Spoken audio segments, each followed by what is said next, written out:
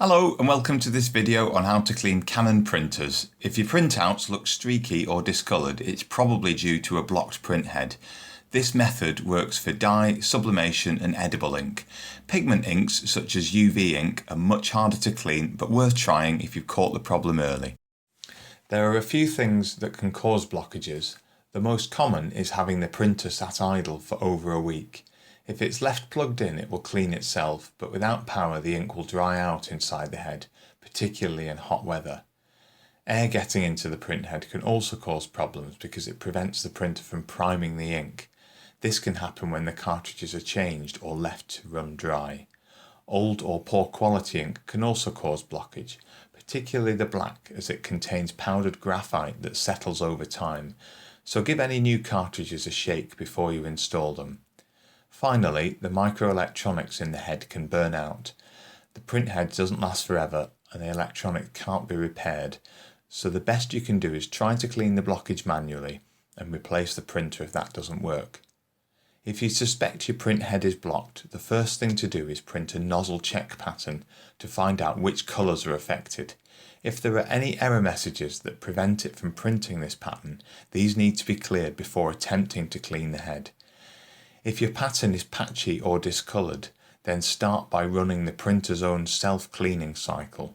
This clears most blockages, but if it hasn't worked after 3 attempts, then move on to the manual cleaning method I'm about to show you. The first thing to do is warm up the cleaning fluid. It's not essential if you caught the problem early, but it does make a big difference on stubborn blockages.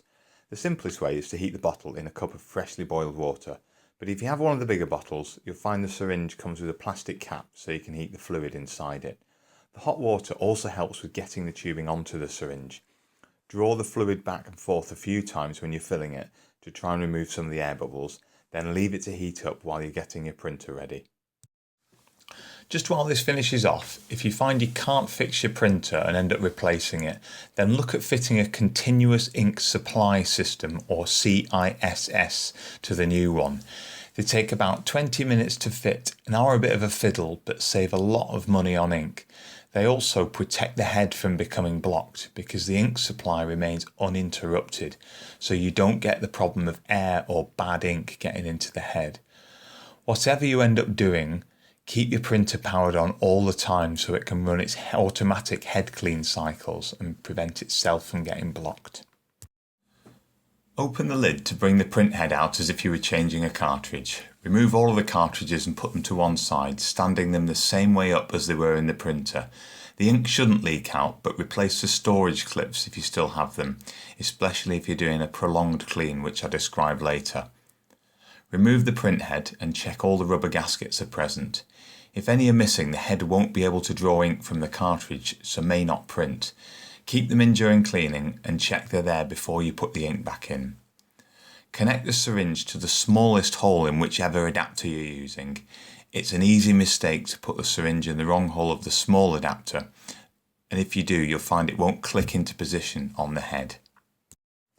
Push the adapter onto the port you wish to clean. The syringe is offset to help reach the ports at either side. Inject about 3 ml of cleaning fluid with the head held over a wad of paper towel to catch the ink as it comes out. You should be able to see the fluid come out as a fine, even spray from the underside of the head. If the spray is uneven or it trickles out, then it means the head will need to soak for a few hours to soften the blockage.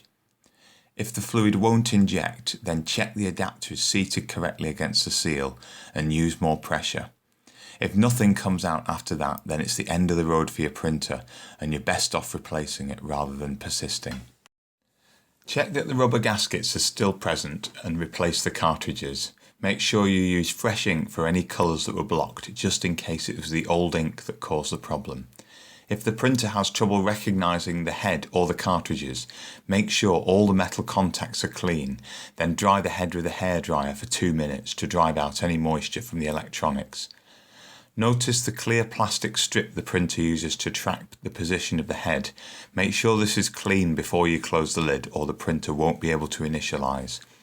Print a nozzle check pattern, and if you're lucky it'll come out first time, but you might need to run up to 3 self-cleaning cycles.